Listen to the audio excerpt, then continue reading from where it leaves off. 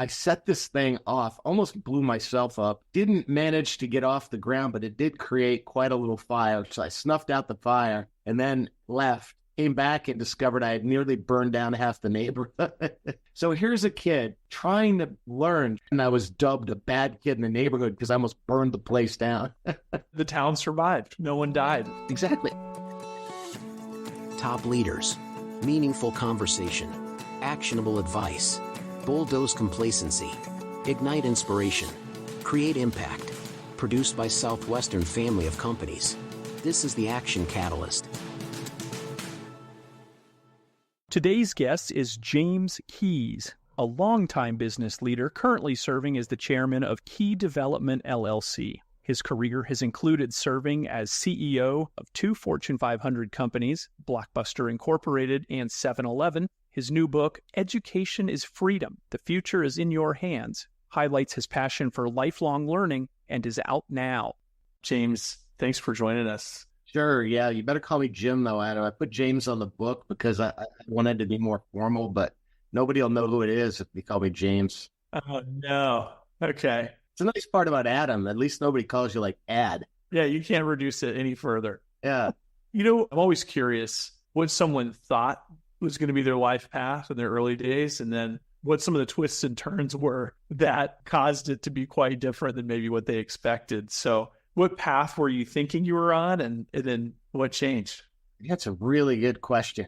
I literally grew up in circumstances where I didn't even know what options were out there. Business to me was the factory my dad worked at, and I didn't want any part of that. So business was kind of dark and dirty and hard. Or the alternative was it was typing class. I remember in high school we had typing class, no frame of reference whatsoever. But I was inspired by the space program at the time. As a kid, I grew up watching, the Apollo missions and Buzz Aldrin walk on the moon and Charlie Duke and guys like that. And so I thought, okay, these guys came from nothing and they've become astronauts. So maybe that's a path for me. I want to be an astronaut and I can do really cool things. So that was my first dream, to be an astronaut. Set out to do that. Fell a little bit short of the astronaut thing, at least so far in my life. You never know, though. Yeah, what did that even look like? Well, Adam, that would imply I even knew the path to be an astronaut. All I knew is that to be an astronaut, I better be smart. And so literally I said, well, if you really want to be an astronaut, you better study because they have to be smart. I dove into learning and I dove into school and I loved science. I was trying to learn as much as I could. One of my failures, I said, I'm going to learn how to be a rocket scientist, and that will be my path to being an astronaut. And a guy named Robert Goddard, like the father of modern rocketry, grew up in this town not too far from where I grew up. So I was kind of inspired by him. And I said, I'm going to work on my own rocket. So I took an old flashlight and I put some fins on it and a nose cone on it at the body of the flashlight. And I took a baggie and I put gas in it. I thought, well, if I put gas in it and if I control the flow of gas, I maybe make it fly. Pretty silly. I was like 7 years old or 8 years old, something like that. So I set this thing off, almost blew myself up, didn't manage to get off the ground, but it did create quite a little fire. So I snuffed out the fire and then left, came back and discovered I had nearly burned down half the neighborhood. Fire took off. So here's a kid trying to learn, trying to be a rocket scientist. And I was dubbed a bad kid in the neighborhood because I almost burned the place down. But it's a good early lesson that failure is going to be a part of the journey. But it's a part of the journey. I have a quote from Nelson Mandela that I use all the time. I never lose. I win or I learn. Yeah, the town survived. No one died in that explosion. Exactly. And I learned I was not cut out to be a rocket scientist. Maybe not, but you found a way to reconnect with some of that passion, right? 40 years as a pilot. I am a commercially rated pilot. I don't fly commercial airlines. I fly a Citation, which is, I'm at 40 to 45,000 feet above most of the commercial airlines. Wow. Without a need for a co-pilot. That's pretty cool. Yeah, it's beyond cool. You've had such a storied career between your time as a CEO, at 7-Eleven, Blockbuster, and we'll get into a lot of that. But I thought something that really drew me was actually all of I think it almost goes beyond to say hobbies, but I mean, you composed and co-wrote a song that was performed. So composing, flying, sculpting, painting, to me that's reflective of someone who is innately curious. Yeah, it's curiosity, creativity. Interestingly, Einstein called creativity intelligence having fun. Ah, And it's so true. I mean, think about it. Playing music is actually a form of mathematics. People don't think about it that way, but if you look at a score, it is mathematically correct in terms of beats and notes and structure and the way it comes together.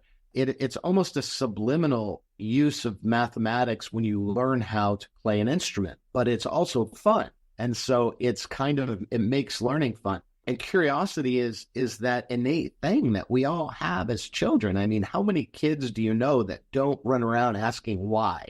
And they're just curious about everything because their minds are just developing and they just can't get enough, want to learn more and more and more.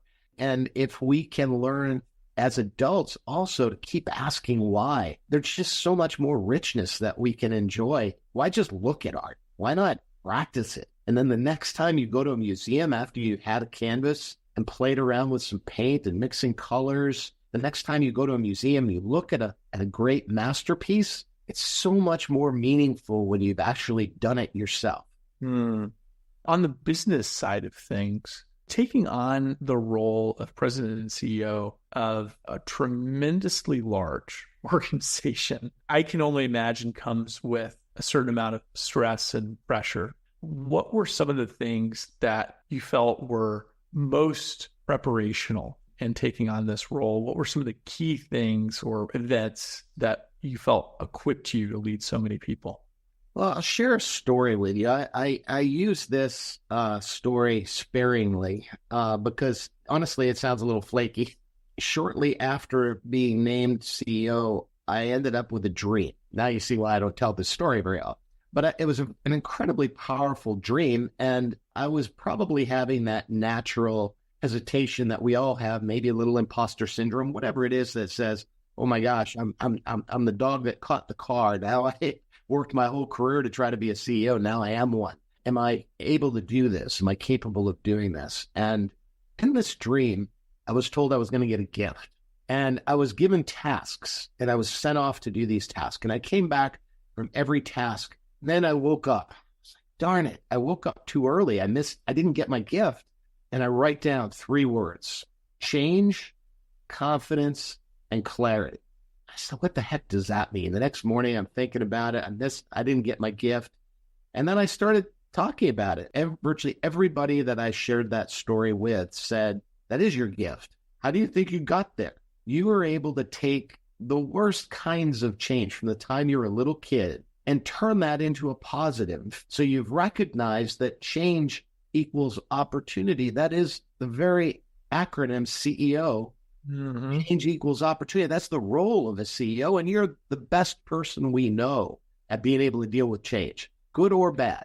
And you've got this weird sense of confidence that you can do anything. I realize now that all it is a matter of learning. I learn to do anything.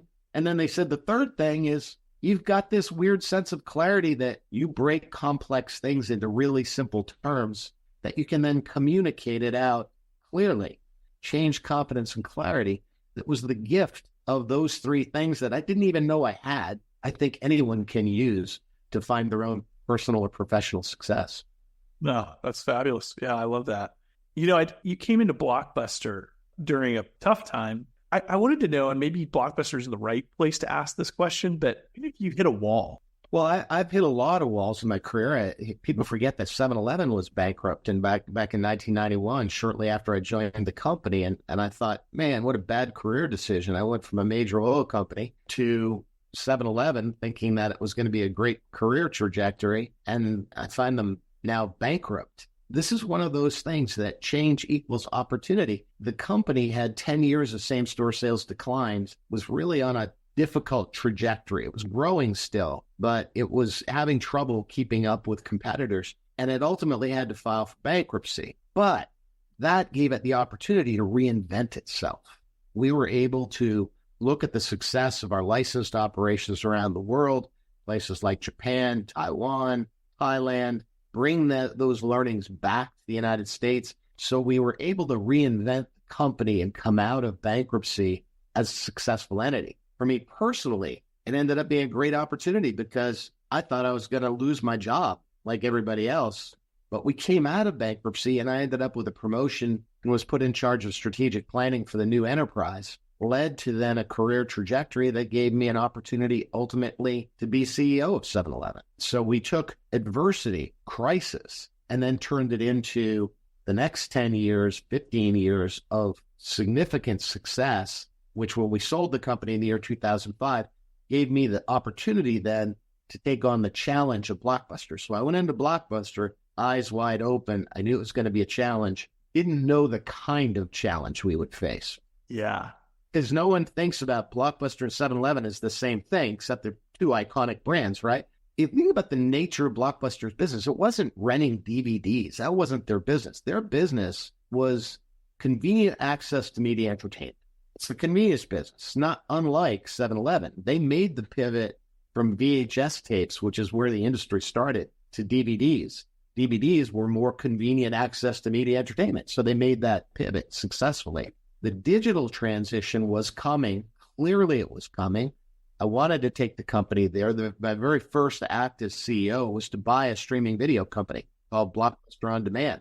So we had a massive competitive advantage versus Netflix because Netflix had DVDs by mail, very little else. They had streaming, but they had very old movies. Movie Link had new releases, which was 80% of the Blockbuster business. So we had a much better offering, arguably, a streaming platform, DVDs by mail, stores. In case you didn't want the one you got by mail, you could exchange it. We had kiosks. So we had something called total access, which is any way you want your media entertainment, we have it for you. Pretty compelling competitive advantage, right? So you say, what happened? Well, we also had $1 billion of debt. That occurred from an IPO, in other words, a public offering that Viacom once owned Blockbuster, and they spun it out and created a new entity, a public company called Blockbuster. In 2004, put on $1 billion of debt, a third of which was due in 2009. Now, if you remember what happened in 2008, something called Lehman Brothers occurred. Financial market collapsed around Lehman Brothers' failure and others, and we had a refinancing that we had to get done. It's like being in a commercial airliner at 40,000 feet and all of a sudden the air gets sucked out. You have a decompression. That's what happened to Blockbuster. We had to put the aircraft in a bit of a dive, if you will, preserve cash and get to a safe altitude to be able to then climb back up. So we took it through a restructuring and had a successful sale of the entity to Dish Networks. So in spite of popular belief, Blockbuster didn't liquidate. They didn't go away. They were sold to Dish Network, who ultimately had a different strategy for 100% streaming and 100% streaming via mobility.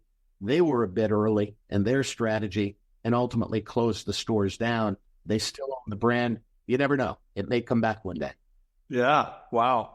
So, this is something I've thought about over the last just few days thinking about this interview was a reluctance of leaders to be honest with their CEO. But I'm kind of curious how you dealt with maybe some of those challenges or how you generated a culture in the leadership teams that you formed where you got reality. There's an expression for that, technical expression. I'll give you the technical business term. Yes. It's called a grin.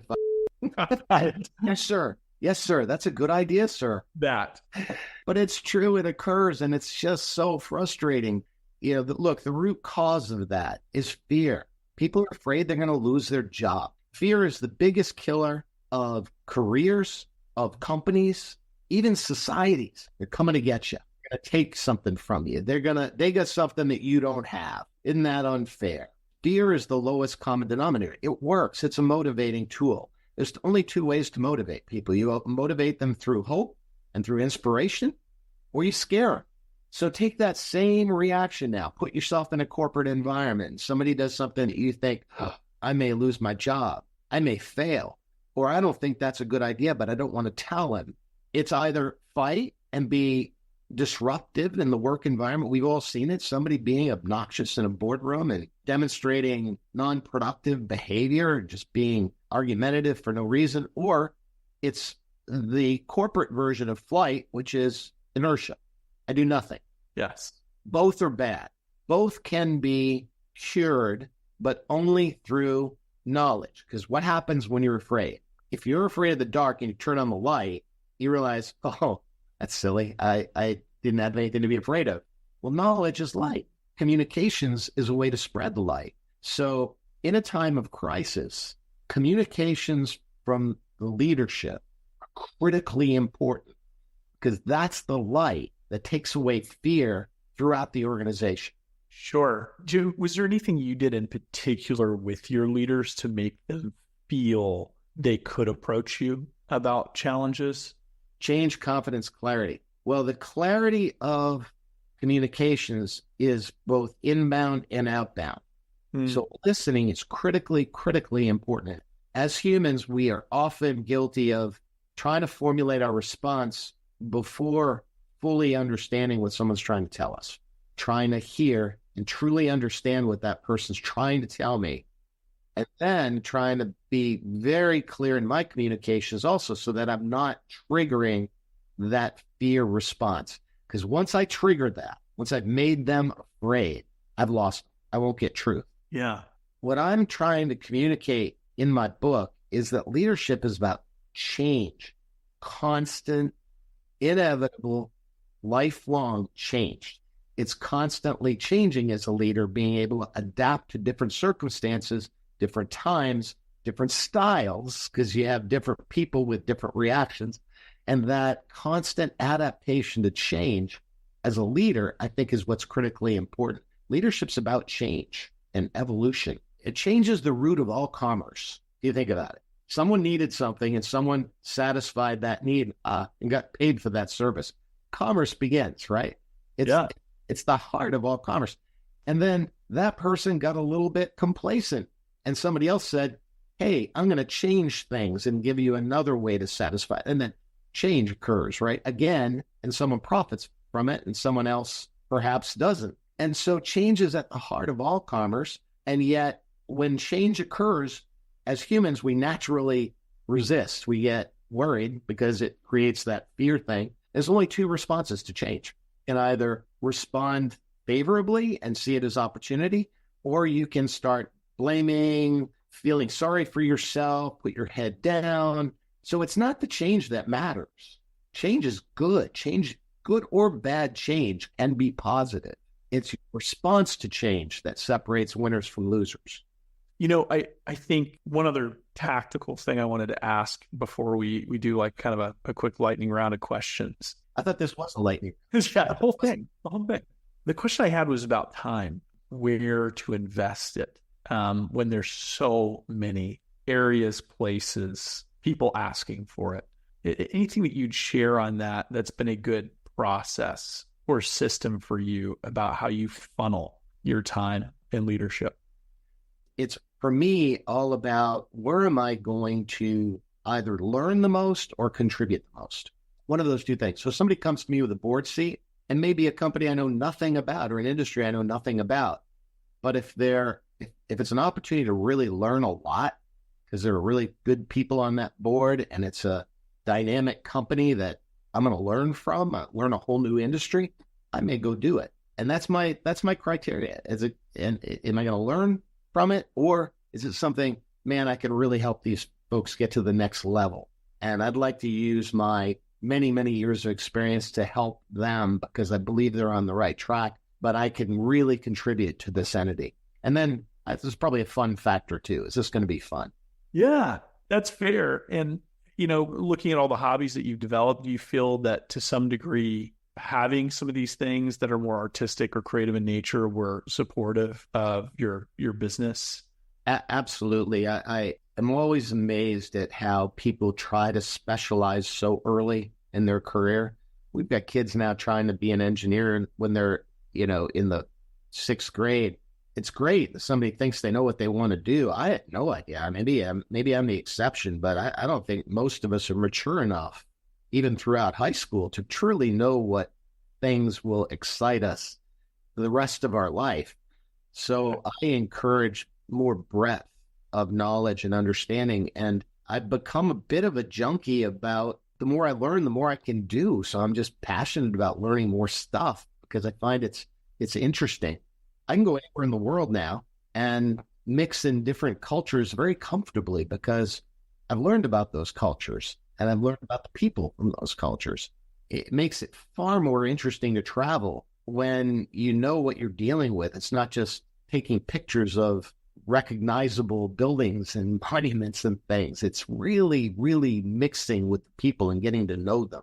And when you're doing that, if you can talk about flying airplanes, that's one of their passions, or music, it just makes it even a richer experience. And I think anyone can do that, but it takes that curiosity. I love it. So just for some quick responses to a few of these questions, we looked at what you just said, culture and places. What just right now, what's the culture, country that you're most fascinated in and want to travel to? If you were to say, where would you go if you had a preference? I'd say, well, tell me what you're going to let me do. If I'm going for food, I'd probably go to France and Paris because the restaurants are fabulous. If I'm going for relaxation and killer beaches, I'd probably go to Thailand. I love the Thai culture and I love the beaches there, and the food and the people are so sweet. If I wanted to just have fun, I'd probably go rent a car and blast around the streets of the southern coast of France, the Amalfi Coast in Italy. If I want to go to a show and see theater, I'd probably go to London. There's so much richness out there. Anyway, this is the lightning round. I got to stop. Yeah. That's true. Because you composed, I just wanted to ask you this question. What are you listening to right now? I listen to everything, and this is the problem. You talked about time. There's not enough time in my life to listen to everything I want to listen to. Last evening, I was former chairman of the Dallas Symphony. Last evening, I listened to Mozart, cello and violin. Today, I'm going to speak at a school, and I'll be introduced to Snoop Dogg's Drop It While It's Hot. Nice. That's a bit of a range there. Yeah. Piece of advice that you're really glad that you ignored. So thinking back at your whole business career, was there a time where someone tried to give you some advice and you willfully ignored it to a better benefit? Yeah. Two things. I was working at McDonald's and I had two interesting career opportunities. One was a guy, I don't know who he was, but he was this kind of thuggy looking guy. And he used to call me Jimmy. Jimmy, got a deal for you. Come to work for the boss. Come work for the man. We'll take care of you, Jimmy. Be an interesting life. And this is up in the Northeast. And I kind of knew what he wanted me to do. And he's like, hey, Jimmy, you're going to make a lot of money, Jimmy. I'm really glad I didn't go down that path. Guy was right out of The Sopranos, I could have been in one of those bad movies. So that was one. Thank you, but no, I don't think I need to meet the boss. And at the same time, I was offered an opportunity to go to Hamburger U. So here's two alternatives: Hamburger U and become a store manager within the McDonald's system. McDonald's was just growing at the time. Or I don't know what the job was, but I'm turning both of those down, and instead getting a degree gave me far more options than I would have ever had at Hamburger U. And while my life may not be as colorful as it would have been working for whoever that was, I think it was a good decision. Absolutely. In a lot of conversations with a variety of people who have had a variety of different successes in their career, there's something that I always want to help our listeners define for who we're interviewing. And that's what success actually means to you and how you know when you've achieved it.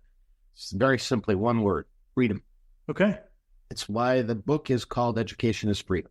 It's all about freedom. People think it's about money. Money's just a tool to give you freedom. But even without money, knowledge is what gives you freedom. You can have the freedom to... You ever seen that show, $1 Billion Undercover Billionaire? Yeah. Yeah. They drop these people on the street with like $100 and see if they can become rich again. Interestingly, it's really not about money. Everybody thinks, oh, that's about making money. No, these people have the knowledge Yes. to then go out and give themselves a lifestyle that gives them freedom. Yeah. And coming back to this, which is your book, oftentimes when you're authoring a book, some of the advice people tend to give you is don't write it for everyone, write it with someone in mind. Who are you writing for? I wrote the book for the 18 to 20-year-old me that was a kid that had no idea that he could afford to do anything beyond the immediate community and experience of family members who didn't have the opportunity to go to college or live the lifestyle that I lived. And so I wrote it kind of for me. It was like what I would have told my 18 to 20-year-old self, that, hey, tremendous opportunity. And the secret to your success is in books. And by the way, I'm going to give you a roadmap to even make it simpler, because here's a pathway, what to learn, how to learn, and why to learn. If you do these things, you will be successful. So that was my target. Now, what I've found, though, Adam, I'm shocked at the demographic breadth, because while I targeted that audience, the biggest response has been from 25 to 40 that are early in their career saying, I need to get to that next level. How do I do it? And they're finding that same roadmap applies to them. Even older people can see that lifelong learning really can make their life richer, even if they're retired. And this probably syncs right up for someone when they read the book. But the last question I'd ask would be, if you could summarize the advice you would give that 21-year-old version of yourself, knowing everything you know now, what would that be? Yeah, to use knowledge to eliminate fear. Wow. Yeah, that's really nice. That's a good, concise way to say it. It's what it's all about, because fear is such a killer of individuals, of careers, of corporations, of society. And the antidote to fear truly is knowledge. Yeah. Jim, thanks for sharing some of this knowledge with us. For folks who want to kind of follow your journey in continued exploration of things, and then also your book, where can they go to learn more about Jim? Well, I've got a website, James. I use James for the website. It's very formal. You can tell I'm a really formal guy. So yeah, right. JamesWKeys.com. And that's my website. And then at JKeys, first initial, last name, at JKeys author. I'm on TikTok and Instagram and Facebook and all those, and Twitter, all those locations. And I'm trying to put out content that will take little pieces of the book and hopefully help to change some lives. That's my goal in life now, is to help everybody realize their full potential, because it's really not hard. If I can do it, seriously, anybody can use these same things to eliminate fear and to unlock opportunity. Wonderful. Yeah, I really appreciate the words of wisdom, and thanks for sharing with our audience today. Happy to join you. This has been fun. If you enjoy this podcast, please make sure to subscribe. And to stay updated on everything that the Action Catalyst is up to, make sure to follow us on Facebook and Instagram at Action Catalyst Podcast, and on Twitter at Catalyst_Action. And thanks for listening.